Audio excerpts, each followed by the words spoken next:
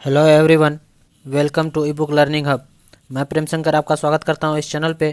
तो आज हम लोग डिस्कस करेंगे क्लास 12 का जो है पॉलिटिकल साइंस का चैप्टर नंबर 1। पॉलिटिकल साइंस का जो है क्लास 12 के बोर्ड एग्जाम के लिए जो भी 2022 में बोर्ड एग्जाम देंगे उसके लिए जो है पॉलिटिकल साइंस का ये वीडियो होगा, बहुत ही महत्वपूर्ण होगा। इसमें जो है सारे ऑब्जेक्टिव क्वेश्चन जो है डिस्कस करेंगे चैप्टर 1 के। चैप्टर का नाम है राष्ट्र निर्माण तथा उसकी समस्याएं। चैप्टर वाइड जो है सारे सब्जेक्ट के डिस्कस किए जाएंगे इस चैनल पे। तो ज़्यादा से ज़्यादा जुड़िए इस चैनल पे और अपने दोस्तों के साथ भी ज़्यादा से ज़्यादा शेयर कीजिए। ओके, और वीडियो पसंद आए तो लाइक कर दीजिएगा और चैनल पे नए हैं तो सब्सक्राइब कर लीजिएगा।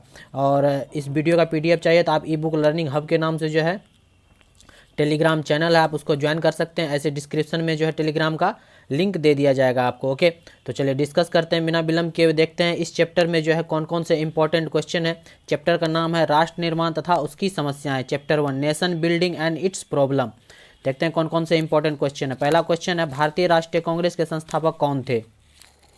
भारतीय राष्ट्रीय कांग्रेस के संस्थापक कौन थे? तो ये थे ए ओ ह्यूम। ऑप्शन नंबर आपका सी सही हो जाएगा। ए ओ ह्यूम जो थे वो भारतीय राष्ट्रीय कांग्रेस के संस्थापक थे। ऑप्शन नंबर आपका सी सही हो जाएगा। ध्यान रखना सारे क्वेश्चन इंपॉर्टेंट है, एक से दो बार वीडियो देखिए, आपको अच्छे से सारे रिवाइज हो जाएंगे सारे क्वेश्चन। ओके, और अभी तो चैप्टर वाइज सारे ऑब्जेक्टिव क्वेश्चन कराए जाएंगे, फिर सब्जेक्टिव क्वेश्चन, और जब एग्जाम आपका नज़दीक आएगा उस टाइम जो है बहुत सारे मॉडल पेपर भी दिए जाएंगे और मिक्स करके भी आपको क्वेश्चन प्रोवाइड किए जाएंगे ताकि आपका जो है एग्जाम का तैयारी बेहतर हो सके और एग्जाम में जो है ज़्यादा से ज़्यादा आप मार्क ला सके। ओके, तो चलिए देखते हैं नेक्स्ट क्वेश्चन क्या है।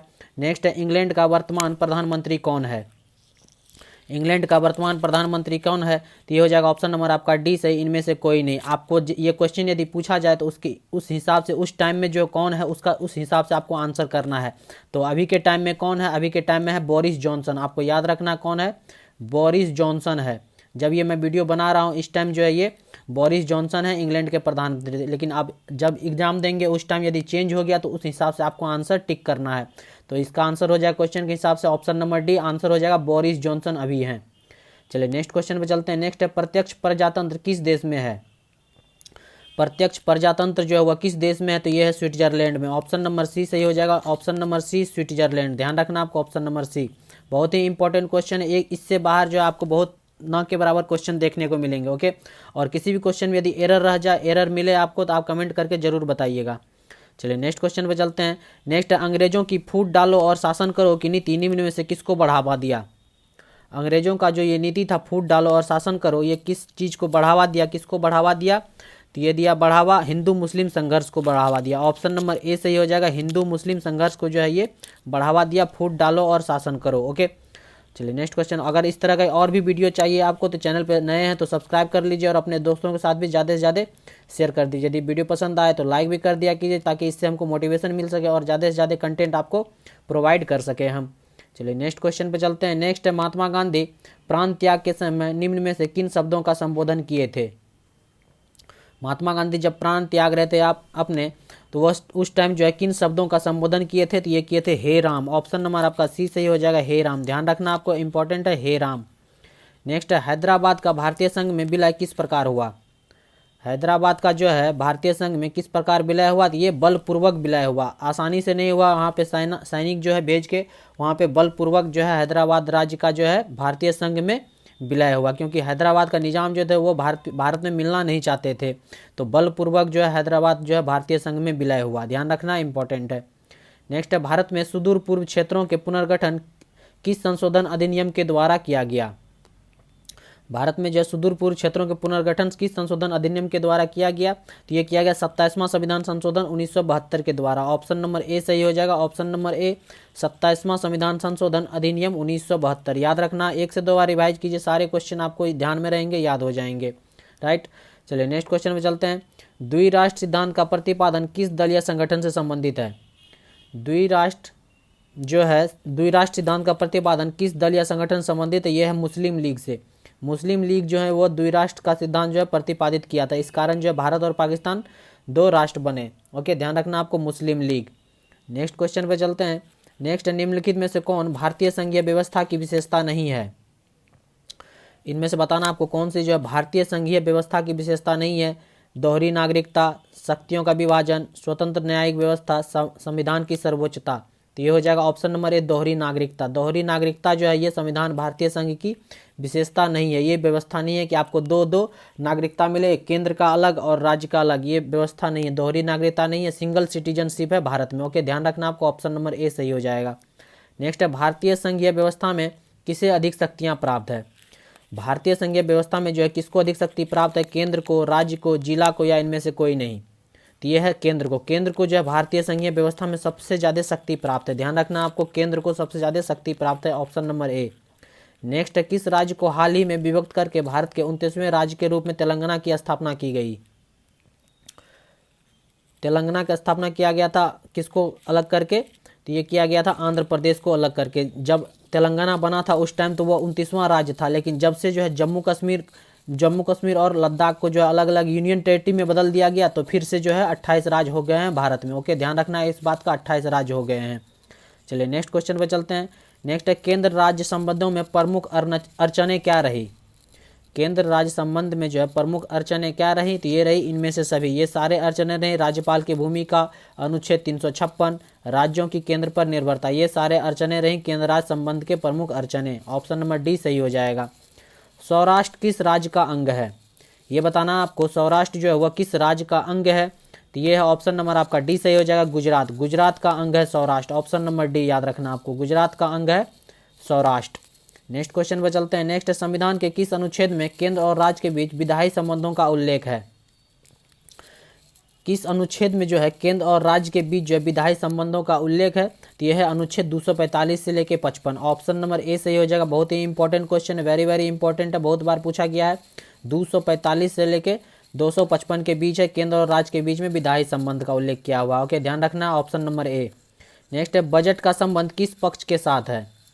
बजट का संबंध जो वह किस पक्ष के साथ है, तो ये है आय और व्यय दोनों से संबंध है। ऑप्शन नंबर सी सही हो जाएगा, आय और व्यय से संबंध है बजट का संबंध। ओके, ध्यान रखना ऑप्शन नंबर सी। भारत में वित्त आयोग का कार्यकाल कितना है। भारत में जो है वित्त आयोग का कार्यकाल कितना है, तो ये है 5 वर्ष। इंपॉर्टेंट क्वेश्चन है, ऑप्शन नंबर ए सही हो जाएगा, वित्त आयोग 5 वर्ष, याद रखना आपको, राइट, ऑप्शन नंबर ए 5 वर्ष। नेक्स्ट, नवोदित राष्ट्र का सबसे पहला कार्य क्या होता है। नवोदित राष्ट्र का सबसे पहला कार्य क्या होता है, तो ये होता है राष्ट्र निर्माण करना। ऑप्शन नंबर बी से हो जाएगा, राष्ट्र निर्माण करना जो है ये पहला कार्य होता है, ऑप्शन नंबर बी। नेक्स्ट है पंडित जवाहरलाल नेहरू प्रथम प्रधानमंत्री के रूप में शपथ निम्नलिखित में से किस स्थान पर लिया। पंडित जवाहरलाल नेहरू जो है प्रधानमंत्री के रूप में सर्वप्रथम जो शपथ लिए थे किस स्थान पर लिए थे, तो ये लिए थे लाल किले पर। ऑप्शन नंबर बी सही हो जाएगा, Lal Qila, option number B Lal Qila, याद रखना आप option number B. Next question पर चलते हैं। नेक्स्ट है विविधता में एकता का सिद्धांत निम्नलिखित में से किस देश का प्रमुख सिद्धांत है। तो ये आसान सा क्वेश्चन, ये हो जाएगा भारत, ऑप्शन नंबर ए भारत। भारत में जो विविधता में एकता का सिद्धांत जो है ये देश का जो है प्रमुख सिद्धांत है, भारत का प्रमुख सिद्धांत है, ऑप्शन नंबर ए सही हो जाएगा, याद रखना आपको, right, option number A. Next है भारत में लोकतंत्र की बहाली के बाद भारतीय नागरिकों को अधिकार प्राप्त हुए। भारत में जो है लोकतंत्र की बहाली के बाद भारतीय नागरिकों को अधिकार प्राप्त हुए, तो ये हुए ऑप्शन नंबर डी से हो जाएगा, उपयुक्त सभी। मौलिक अधिकार प्राप्त हुए, मतदान का अधिकार भी प्राप्त हुआ और जनप्रतिनिधि चुनने का अधिकार भी प्राप्त हुआ, तो ऑप्शन नंबर डी सही हो जाएगा, उपयुक्त ये सारे अधिकार प्राप्त हुए भारत के नागरिकों को, ऑप्शन नंबर डी। नेक्स्ट है भारत सरकार विविध कल्याणकारी योजनाओं को लागू किसके माध्यम से करता है। तो ये किसके माध्यम से करता है, राज्य के नीति निर्देशक सिद्धांतों के माध्यम से करता है, ऑप्शन नंबर ए सही हो जाएगा। कल्याणकारी जितने भी योजनाएं हैं, जितने भी योजनाएं लागू होते हैं सरकार के द्वारा, कल्याणकारी योजनाएं, वह जो है राज्य के नीति निर्देशक तत्व सिद्धांत के हिसाब से के माध्यम से जो है ये लागू करते हैं, ऑप्शन नंबर ए। इंपॉर्टेंट क्वेश्चन है, याद रखना आपको, ऑप्शन नंबर ए। नेक्स्ट है माउंटबेटन योजना का संबंध निम्नलिखित में से किससे है। माउंटबेटन योजना का संबंध किससे है, तो ये भारत का विभाजन से, ऑप्शन नंबर ए सही हो जाएगा, भारत का विभाजन से संबंधित है माउंटबेटन योजना। इंपॉर्टेंट है, बहुत बार पूछा गया है ये क्वेश्चन, तो याद कर लेना आपको, राइट, ऑप्शन नंबर ए भारत का विभाजन से। नेक्स्ट क्वेश्चन पे चलते हैं। नेक्स्ट है भारत विभाजन के लिए 1947 में बनी विभाजन समिति के अध्यक्ष निम्न में से किसे बनाया गया। तो किसे बनाया गया, तो ये बनाया गया सिरिल जॉन रेडक्लिफ को, ऑप्शन नंबर डी सही हो जाएगा। भारत के में जो है विभाजन के लिए 1947 में जो विभाजन समिति बना था, तो उसका अध्यक्ष किसे बनाया गया था, वेरी वेरी इंपॉर्टेंट क्वेश्चन है, बहुत बार एग्जाम में पूछा गया, सिरिल जॉन रेडक्लिफ, राइट, आपको ऑप्शन नंबर डी याद रखना है, सिरिल जॉन रेडक्लिफ याद रखना आपको, राइट। चलिए नेक्स्ट क्वेश्चन पे चलते हैं। नेक्स्ट है माउंटबेटन योजना कब बना। माउंटबेटन योजना कब बना? ये बना 3 जून 1947 को। सारे क्वेश्चन इंपॉर्टेंट है, ऑप्शन नंबर ए हो जाएगा 3 जून 1947 को। चलिए नेक्स्ट क्वेश्चन पे चलते हैं। नेक्स्ट, द्विराष्ट्र सिद्धांत के आधार पर कौन सा देश बना? द्विराष्ट्र सिद्धांत के अनुसार जो आधार पे जो पाकिस्तान राष्ट्र का निर्माण हुआ। ऑप्शन नंबर सी सही हो जाएगा, पाकिस्तान। नेक्स्ट है, पाकिस्तान निर्माण की मांग प्रथम बार कब की गई? पाकिस्तान का निर्माण के लिए जो सर्वप्रथम मांग किया गया 1940 ईस्वी में। ऑप्शन नंबर सी याद रखना आपको, 1940। नेक्स्ट क्वेश्चन पे चलते हैं। नेक्स्ट है, मुस्लिम लीग के किस अधिवेशन में पाकिस्तान नामक देश के निर्माण की मांग की गई? मुस्लिम लीग का जो है कौन से अधिवेशन में किया गया मांग? तो ये किया गया 1940 के लाहौर अधिवेशन में। इंपॉर्टेंट क्वेश्चन है, याद रखना आपको, 1940 के लाहौर अधिवेशन में मांग किया गया। नेक्स्ट है, राज्यों का पुनर्गठन आयोग कब बना? राज्यों का पुनर्गठन आयोग कब बना? ये बना 29 दिसंबर 1953 को। ऑप्शन नंबर सी सही हो जाएगा, याद रखना आपको, राइट। ऑप्शन नंबर सी 29 दिसंबर 1953, ये भी आपको याद रखना, 29 दिसंबर 1953। इंपॉर्टेंट क्वेश्चन है, राज्यों का पुनर्गठन आयोग। नेक्स्ट है, राज्य पुनर्गठन आयोग के अध्यक्ष कौन थे? राज्य पुनर्गठन आयोग के अध्यक्ष कौन थे? ये थे सैयद अली। ऑप्शन नंबर ए सही हो जाएगा, सैयद अली जो थे वो राज्य पुनर्गठन आयोग के अध्यक्ष थे। इंपॉर्टेंट क्वेश्चन है, याद रखना आपको, right. Option number A. Next है, भारतीय संसद से राज्य पुनर्गठन अधिनियम कब पारित हुआ? तो ये कब पारित हुआ? 1956 ईस्वी में पारित हुआ। ऑप्शन नंबर ए सही हो जाएगा, 1956 ईस्वी में जो है पारित हुआ। Option number A. Next question पर चलते हैं। भारतीय संविधान के अनुसार भारतीय राज्यों को कितने वर्गों में बांटा गया? भारतीय संविधान के अनुसार जो भारतीय राज्यों कितने वर्गों में बांटा गया? तो 4 वर्गों में। ऑप्शन नंबर बी सही हो जाएगा, 4 वर्गों में बांटा गया। नेक्स्ट है, भारतीय संविधान द्वारा राज्यों की सीमाओं में परिवर्तन करने, नाम बदलने एवं नए राज्यों का निर्माण करने का अधिकार किसे प्रदान किया गया? तो ये प्रदान किया गया किसे? तो ऑप्शन नंबर डी हो जाएगा, संसद को प्रदान किया गया। ये सारे शक्तियां जो हैं संसद को प्रदान किया गया, सारे अधिकार दिए गए भारतीय संविधान के द्वारा संसद को। चलिए नेक्स्ट क्वेश्चन पर चलते हैं। राज्य पुनर्गठन आयोग ने अपना प्रतिवेदन भारत सरकार को कब सौंपा? राज्य पुनर्गठन आयोग ने जो है अपना प्रतिवेदन जो है भारत सरकार कब सौंपा गया? तो ये 1955 में सौंपा गया। इंपॉर्टेंट क्वेश्चन है, 1955 याद रखना आपको, ऑप्शन नंबर सी 1955। नेक्स्ट है, स्वतंत्रता प्राप्ति के समय भारतीय संघ में इकाइयों और राज्यों की संख्या कितनी थी? स्वतंत्रता जब प्राप्ति के समय जो था भारत में राज्यों की संख्या कितनी थी? तो आपको याद रखना है, ऑप्शन नंबर आपका यहाँ पे 16 की जगह आप 17 कर लेंगे। ऑप्शन नंबर बी सही हो जाएगा, 16 की जगह आप 17 याद रखेंगे। ऑप्शन नंबर यहाँ मिस्टेक हो गया है, तो 17 होगा। स्वतंत्रता प्राप्ति के समय जो 17 राज्यों की संख्या थी, याद रखना आपको, ऑप्शन नंबर बी।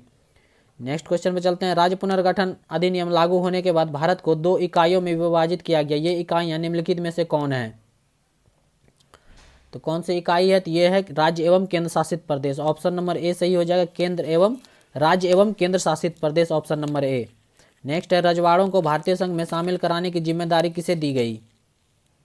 रजवाड़ों को जो है भारतीय संघ में सम्मिलित करने के लिए किसे जिम्मेवारी दिया गया? तो ये सरदार वल्लभ भाई पटेल को, जिसको जो है बिस्मार्क ऑफ इंडिया या लौह पुरुष के नाम से जाने जाते हैं, सरदार वल्लभ भाई पटेल। Option number B. स्वतंत्र भारत में प्रथम उप प्रधानमंत्री कौन थे? स्वतंत्र भारत में प्रथम उप प्रधानमंत्री थे सरदार वल्लभ भाई पटेल। ऑप्शन नंबर डी याद रखना आपको, सरदार वल्लभ भाई पटेल। इंपॉर्टेंट क्वेश्चन है, याद रखना है। चलिए नेक्स्ट क्वेश्चन में, स्वतंत्रता प्राप्ति के बाद निर्मित भारत सरकार में गृह मंत्री किसे बनाया गया? गृह मंत्री किसे बनाया गया? तो ये भी जो है सरदार वल्लभ भाई पटेल को बनाया गया। गृह मंत्री भी थे सरदार वल्लभ भाई पटेल। स्वतंत्रता प्राप्ति के बाद जो है भारत सरकार में जो है गृह मंत्री बनाए गए थे सरदार वल्लभ भाई पटेल को, याद रखना, option number B. Next question पे चलते हैं। नेक्स्ट है, भारत का लौह पुरुष निम्नलिखित में से किसे कहा जाता है? तो भारत का लौह पुरुष कहा जाता है सरदार वल्लभ भाई पटेल को। ऑप्शन नंबर डी सही हो जाएगा, याद रखना आपको, ऑप्शन नंबर डी। नेक्स्ट है, निम्नलिखित में से किस रियासत के शासक को निजाम के नाम से जाना जाता था?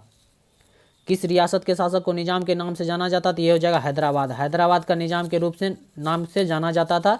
ऑप्शन नंबर ए सही हो जाएगा, निजाम से जो यहाँ के शासक हैं वहाँ उसको निजाम के रूप नाम से जाना जाता था। ऑप्शन नंबर ए।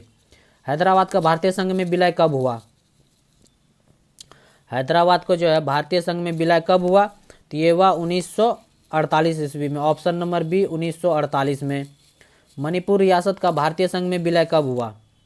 मणिपुर रियासत का जो भारतीय संघ में ये भी जो है 1948 ईस्वी में। ऑप्शन नंबर सी सही हो जाएगा, ऑप्शन नंबर ए 1948। इतने सारे ईस्वी जो है एक बार में आपको याद नहीं होंगे, इसलिए जो है वीडियो को बार बार प्रैक्टिस कीजिए, बार बार रिवाइज कीजिए। और इसका पीडीएफ जो है आपको प्रोवाइड कर दिया जाएगा। ई बुक लर्निंग हब के नाम से टेलीग्राम चैनल, आपको वहाँ पे पीडीएफ मिल जाएगा। तो उसका जो आप प्रिंट आउट निकाल के जो है उसमें आप रिवाइज कर सकते हैं, बार बार प्रैक्टिस कर सकते हैं, तभी जाके ये ईस्वी सब जो है याद होंगे। ओके, चलिए नेक्स्ट क्वेश्चन पे चलते हैं। नेक्स्ट है किस रियासत के राजा को प्रधानमंत्री कहा जाता था? किस रियासत के राजा को प्रधानमंत्री कहा जाता था? ये हो जाएगा जम्मू कश्मीर। जम्मू कश्मीर के रियासत के राजा को जो है प्रधानमंत्री कहा जाता था। ऑप्शन नंबर आपका बी सही हो जाएगा। चलिए नेक्स्ट क्वेश्चन चलते हैं। जम्मू कश्मीर रियासत का भारतीय संघ में विलय कब हुआ? तो ये हुआ 1948 ईस्वी में। कब विलय हुआ? 1948। याद रखना आपको 1948। जम्मू कश्मीर का भारतीय संघ में विलय किस शर्त पर हुई?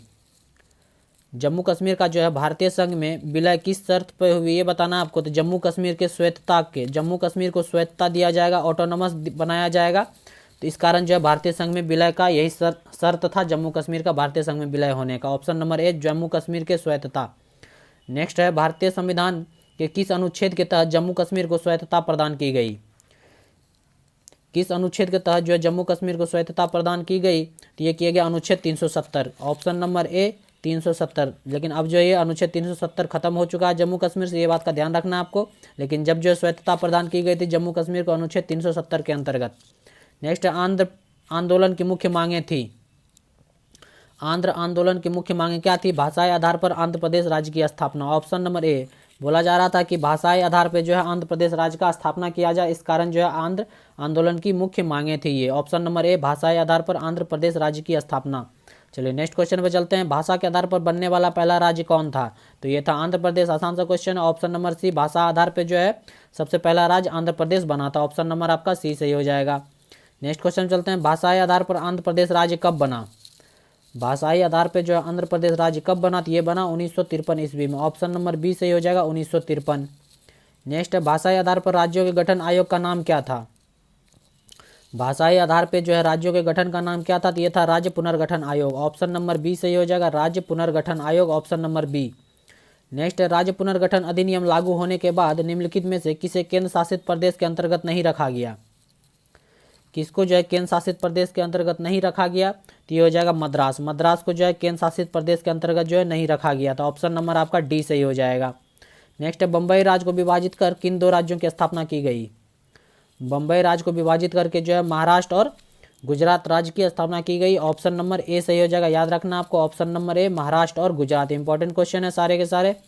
चलिए नेक्स्ट क्वेश्चन पे चलते हैं। महाराष्ट्र एवं गुजरात राज्य की स्थापना कब हुई? महाराष्ट्र और गुजरात राज्य की स्थापना कब हुई? तो ये हुई 1960 ईस्वी में। ऑप्शन नंबर बी सही हो जाएगा 1960 ईस्वी। नेक्स्ट नागालैंड राज्य का निर्माण कब किया गया? नागालैंड राज्य का निर्माण कब किया गया? तो ये किया गया ऑप्शन नंबर सी 1963 ईस्वी में। बहुत सारे ईस्वी हैं इस सारे वीडियो में, तो आपको रिवाइज करना है, बार बार रिवाइज करना तो ही जाके आपको याद होगा। नागालैंड राज्य का निर्माण कब हुआ? तो 1963 ईस्वी में। ध्यान रखना आपको 1963। 1966 में पंजाब को विभाजित कर किन राज्यों का निर्माण किया गया? किन राज्यों का निर्माण किया गया? तो ये किया गया पंजाब और हरियाणा को। ऑप्शन नंबर ए सही हो जाएगा पंजाब और हरियाणा। 1966 में जब पंजाब राज्य को विभाजित करके पंजाब और हरियाणा राष्ट्र का निर्माण किया गया राज्यों का। नेक्स्ट है हिमाचल प्रदेश को राज्य का दर्जा कब प्राप्त हुआ? हिमाचल प्रदेश को राज्य का दर्जा जो 1971 ईस्वी में प्राप्त हुआ। Option number C 1971। याद रखना आपको 1971 राइट। चलिए नेक्स्ट क्वेश्चन चलते हैं। प्रथम भारतीय स्वतंत्रता संग्राम कब हुआ? प्रथम भारतीय स्वतंत्रता संग्राम कब हुआ? तो ये हुआ 1857 ईस्वी में। ऑप्शन नंबर ए सही हो जाएगा 1857। याद रखना है। नेक्स्ट क्वेश्चन पे चलते हैं। नेक्स्ट राज्य पुनर्गठन आयोग के विषय में कौन सा कथन सत्य है? इसकी स्थापना 1953 में हुई थी। इस रिपोर्ट के आधार पर 1956 में राज्य पुनर्गठन अधिनियम पारित किया गया। इसमें भाषाई राज्यों के निर्माण सिफारिश की गई थी। सभी कथन सत्य हैं। तो हो जाए ऑप्शन नंबर आपका डी सही हो जाएगा। ये तीनों कथन सत्य हैं। ऑप्शन नंबर आपका डी। नेक्स्ट मुस्लिम लीग की स्थापना कब हुई?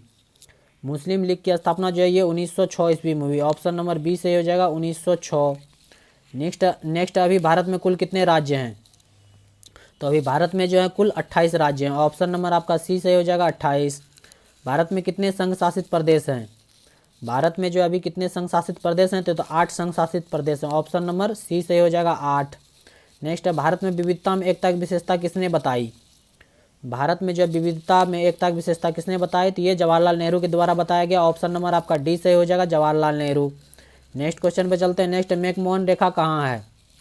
मैकमोहन रेखा कहाँ है? तो ये है अरुणाचल प्रदेश में। ऑप्शन नंबर बी सही हो जाएगा अरुणाचल प्रदेश। मैकमोहन रेखा जो है वो चीन के साथ जो बॉर्डर लगता है उसको बोलते हैं मैकमोहन रेखा। जो भी लाइन है तो अरुणाचल प्रदेश में चीन के साथ बॉर्डर लगता है। नेक्स्ट है कश्मीर के पश्चिमी भाग में महाराजा हरि सिंह के खिलाफ बगावत किसने की?